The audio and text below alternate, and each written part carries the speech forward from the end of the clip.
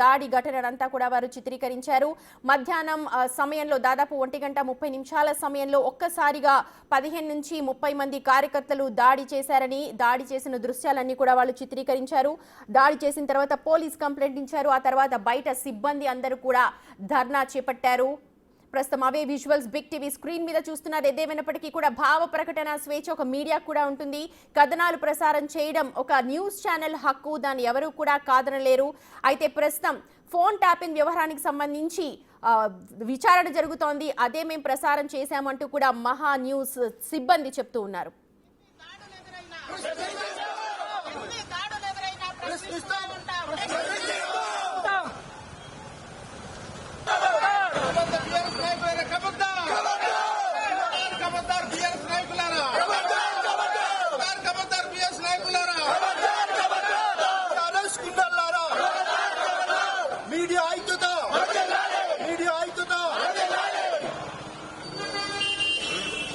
Media ఈరోజు మహా news పై జరిగినటువంటి దాడి, ఈ దాడిని ఒక్కసారి గమనిస్తే తెలంగాణ రాష్ట్రంలో జరిగినటువంటి ఫోన్ ట్యాపింగ్ కు సంబంధించినటువంటి అంశాలని, సిట్ జరుపుతున్నటువంటి విచారణకు సంబంధించినటువంటి అంశాలని మహా న్యూస్ బయట పెడుతున్నటువంటి నేపథ్యంలో మహా న్యూస్ ను గొంతు నొక్కేటువంటి ప్రయత్నంలో భాగంగా ఒక 15 నుంచి 20 మంది గోండాలు బీఆర్ఎస్ పార్టీ శ్రేణులుగా చెప్పబడుతూ మహా న్యూస్ ఆఫీస్ మీద వచ్చి వాళ్ళ దగ్గర ఉన్నటువంటి రాడ్లతో అత్యంత క్రూరంగా, అత్యంత హేయంగా, అత్యంత నీచంగా మహిళలని కూడా లేకుండా, మహిళా జర్నలిస్టులను కూడా లేకుండా, మహిళా సిబ్బందిని కూడా లేకుండా వాళ్ళ మీద కూడా దాడి చేసి వాళ్ళను కూడా చంపేటువంటి ప్రయత్నానికి ఈరోజు బీఆర్ఎస్ పార్టీ సభ్యులు కొంతమంది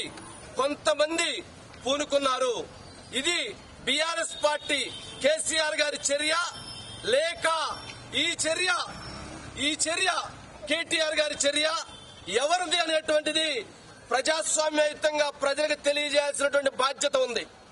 ఏంటండి ఇంతలా మారణాయుధాలతోటి ఎటువంటి దాడి జరిగిందనేటువంటిది చూస్తే ఒక్కసారి ఈ విజువల్ చూడండి. ప్రజాస్వామ్యం ఏమైపోతుంది, మీడియా స్వేచ్ఛ ఏమైపోతుంది, ఫోన్ ట్యాపింగ్ జరిగిందా లేదా, ఫోన్ ట్యాపింగ్ సిట్టు విచారణ చేస్తుందా లేదా, ఎంత మందిని పిలుస్తుంది, ఫోన్ ట్యాపింగ్ సంబంధించి వాస్తవాలని బయట పెట్టేటువంటి ప్రయత్నం చేస్తే ఈ రాయితో చంపేస్తారా మీడియాని?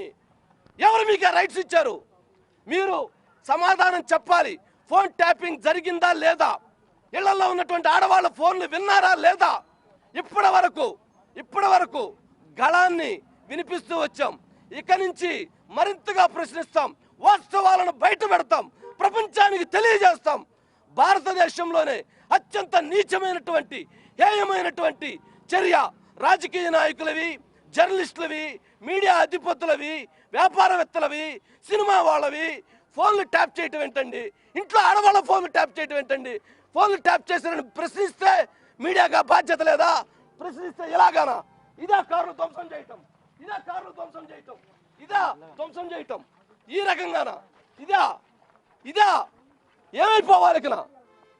ఖచ్చితంగా మరి దీనికి సంబంధించి ఆఫీసులో ఉన్నటువంటి పైన అద్దాలన్నీ పగలగొట్టారు, ఆఫీసులో ఉన్నటువంటి మహిళా సభ్యుల మీద దాడి చేశారు, ఆఫీసు లోపల కూడా ఆ విధంగా ఒక్కసారి చూస్తే నిజంగా అసలు ఇది ఏం జరుగుతుంది, ఏం చెయ్యాలనుకున్నారు? భయపెట్టి ప్రజాస్వామ్యాన్ని నిలవరించాలనుకుంటున్నారా? భయపెట్టి మీడియా గొంతు నొక్కాలని ప్రయత్నం చేస్తున్నారా? భయపెట్టి ఏం చేయాలనుకుంటున్నారు? ఒక్కసారి మనం చూస్తే ఆ విజువల్స్ లో రైట్ మనం చూస్తే ఏ రకంగా పగలగొట్టారో చూడండి, ఏ రకంగా ధ్వంసం చేశారో చూడండి. నిజంగా ఇప్పటికైనా సరే ఇది గనక బీఆర్ఎస్ అధినేత కేసీఆర్ గారి గనక బాధ్యతతో చేయించుంటే వారు క్షమాపణ చెప్పాలి. లేదు అనంటే వారు మాకు సంబంధం లేదు ఈ సంఘటనకు అని చెప్పాలి. ఎవరైతే ఉన్నారో ఇప్పుడు ప్రభుత్వం రేవంత్ రెడ్డి గారు మాట్లాడారు, ముఖ్యమంత్రిగా ఉన్న రేవంత్ రెడ్డి గారు మాట్లాడారు, ఇంట్లో ఆడవాళ్ళ ఫోన్లు విన్నారు, భద్రత లేదని చెప్పని మరి మా ఆరు మాట్లాడారు. మరి ఎందుకు రేవంత్ రెడ్డి గారి మీద దాడి చేయడానికి ఎందుకు వెళ్ళలేదు? ఎందుకు మిగిలినటువంటి అన్ని ప్రశ్నిస్తున్నాయి అంటే మహా న్యూస్ పూర్తిగా ఉన్నటువంటి వాస్తవాలను బయట పెడుతుంది కాబట్టి మీరు దాడికి ఉపక్రమిస్తారా? ఇదేనా చర్య? ఇదేనా న్యాయం? ఇదేనా ప్రజాస్వామ్యం? బీఆర్ఎస్ పార్టీకి చెందినటువంటి సభ్యులుగా వాళ్ళు స్లోగన్స్ ఇచ్చారు. కేటీఆర్ గారి పేరు ఉదహరించారు. మీరు మా సార్ పేరు మాట్లాడతారని మాట్లాడారు. ఆ మాట్లాడేటువంటి ప్రయత్నం చేశారు. వచ్చినటువంటి వాళ్ళు నేను ఖచ్చితంగా వాళ్ళ నిరసనని వాళ్ళ ప్రొటెస్ట్ ఏదైనా ఉంటే నేను స్వాగతిస్తాను.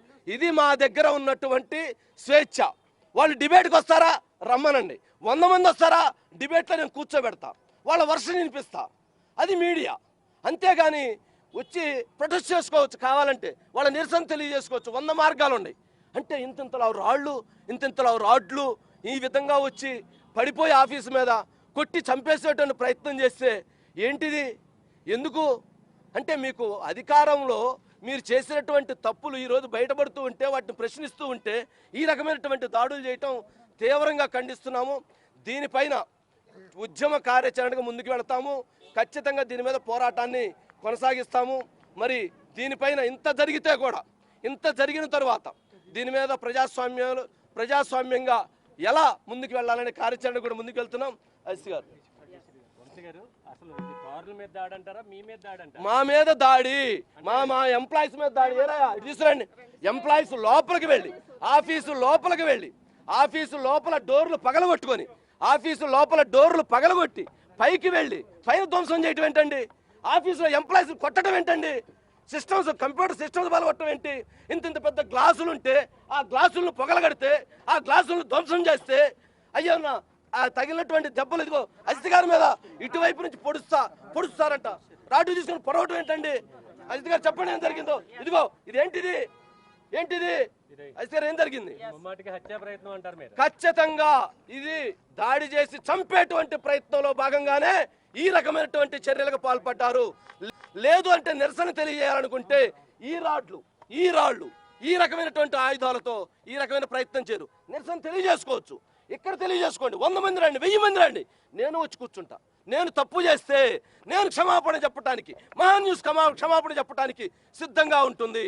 కానీ మీ వర్షం చెప్పకుండా, మీ అభిప్రాయం చెప్పకుండా దాడి చేశారంటేనే మీ యొక్క పిరికి పొంద చర్య ఏమిటనేటువంటిది కూడా అర్థమవుతుందనేది గమనించాల్సినటువంటి అంశం. ప్రజలు మాకు అండగా ఉన్నారు. ప్రజలు మాకు సపోర్ట్ చేస్తూ ఉన్నారు. ప్రజల మద్దతుతో, ప్రజల ఆలోచనతో, ప్రజల సహకారంతో ఖచ్చితంగా బీఆర్ఎస్ అరాచకం ఈ ఫోన్ ట్యాపింగ్ విషయంలో మాత్రం మా పోరాటం అనేటువంటిది కొనసాగుతుంది. కరెక్ట్ గా అంటే అది ఒక 30-40 మంది నేరుగా అంటే వరుసగా రాళ్లు తీసుకొని ధ్వంసం చేసుకుంటానే పైకొచ్చిన సందర్భంగా ఇంత జరుగుతున్నా మేము ఒక పక్క డోర్ పట్టుకొని తమ్ముళ్ళు రండి చర్చించుకుందాము, మీరేమన్నా గాయపడి ఉంటే మీ మనోభావాలు ఏమన్నా దెబ్బతిని ఉంటే మేము మాట్లాడతాము రండి అని మేము లోపలికి ఆహ్వానిస్తుంటే వాళ్ళు పెద్ద పెద్ద రాడ్లు తీసుకొని పొడవటమే. ఒక రకంగా అంటే మేము బతికి బయటపడ్డామని అనుకోవచ్చు. మేము అంటే ఒక్క క్వశ్చన్ మాత్రం ఇక్కడ మాకు చాలా డౌట్గా ఉందండి. ఎందుకంటే 2001 నుంచి 2014 వరకు ఈ దేశంలోనే అహింసాయుత ఉద్యమం అని సగర్వంగా చెప్పుకున్న కేటీఆర్ అహింసాయుతంగా ఒక్క చుక్క నెత్తురు రాలకుండా, ఒక్క ధ్వంసం జరగకుండా తెలంగాణ సాధించామని చెప్పుకున్న కేటీఆర్ ఒక చిన్న అంటే సిట్ విచారణలో వెల్లడైన అంశాలకు సంబంధించి మౌనం ఎందుకు? కేసీఆర్ గారి పట్ల మా అందరికీ గౌరవం ఉంది, ఇన్ని ఆరోపణలు వస్తున్నా ఎందుకు మౌనంగా ఉన్నారు అనని ఒక్క ప్రశ్న మేము లేవనెత్తినందుకు ఇంత దాడి చేస్తారా? నిజంగా ఇలాంటి సంఘటన అంటే 10-11 ఏళ్ల మీ అహింసాయుత ఉద్యమం యొక్క సందేశం ఇదేనా? ఒక మీడియా ఛానల్పై మీరు మీడియా ఛానల్ నడుపుతున్నారు, ఎంతో మంది మీద మీరు కూడా ఎన్నో రకాలుగా వార్తలు ఇస్తూనే ఉన్నారు. ఎవరైనా మీ మీద వచ్చి దాడి చేశారా? ఒకటి అంటే మీడియా అనేది భావ ప్రకటన, ఫ్రీడమ్ ఆఫ్ ఎక్స్ప్రెషన్ అండ్ థాట్లో భాగంగా మీడియా వచ్చింది, అదేవిధంగా రాజకీయ పార్టీ కూడా వచ్చింది. మాకు ఎందుకంటే ఇంత మా మీద దాడి చేసి ఒక రకంగా చచ్చిపోతామని తెలిసి కూడా మేము చర్చలకు రమ్మన్నాం. మేము వస్తాము, కిందకు వస్తాము, లేదా మీరు పైకి రండి అని తమ్ముళ్ళు అని మాత్రమే మేము అన్నామండి. తమ్ముళ్ళు అన్నాము. అసలు ఏంటంటే అసలు ఏం చెప్పరు, ఎక్కడి నుంచి వచ్చారో చెప్పరు, కేటీఆర్ మీద ఇది చేస్తారా అని చెప్పి నేరుగా ఒక మెరుపు దాడిలాగా రావడము, మేము కిందకు వచ్చే లోపల అన్ని చేసి విధ్వంసం చేసి పరిగెత్తి వెళ్ళిపోవడము. ఏంటంటే ఈ కల్చర్ ఏంటి, ఈ మెరుపు దాడుల కల్చర్ ఏంటి? దీనికి సంబంధించి ఈ 11 ఏళ్ల అహింసా ఉద్యమం ఏంది, ఇదేంది? ఈ రెండింటికి సంబంధించి సమాధానాలు. ఇది మీ వైఖరా, అది మీ వైఖరా? ఇది కేసీఆర్కి ప్రమేయం ఉండి జరిగిందా, తెలిసి జరిగిందా, కేటీఆర్కి ప్రమేయం ఉండి జరిగిందా? ఎందుకంటే మేమందరం కూడా ఉద్యమకారులమే. ఆ రోజు అహింసాయుత ఉద్యమంలో మేము మేమందరం కూడా నినదిచ్చాం జై తెలంగాణ అని. అలాంటి సందర్భంలో ఇదేనా మీకు మీడియా పట్ల మీ వైఖరి? ఇదేనా ఈ హింసే ఇకపై హింసే మీ సిద్ధాంతమా? మీడియా ప్రసారాలకు సంబంధించి మీడియా ఆఫీస్ మీద మీరు ఇలా దాడి చేస్తారా? ఎస్, జర్నలిస్టులు ఏం చేశారు? మిమ్మల్ని ఇంత రాళ్ళు పెట్టి, ఈ రాళ్ళు ఇక్కడ కనిపిస్తున్నాయి అంటే కెమెరా స్టాండ్లు ఉంటాయి, ఆ కెమెరా స్టాండ్లను తీసుకొచ్చి మొత్తం కూడా ఆ పొడవడం, మెయిన్ డోర్ని పొడవడం. ఎంతమంది అండి అమ్మాయిలం ఉన్నాము, ఇటు పక్క 4-5 అమ్మాయిలం ఉన్నాము, తమ్ముళ్ళు అని మర్యాదగా ఆహ్వానిస్తున్నా వినకుండా మీ వైఖరి ఇదేనా?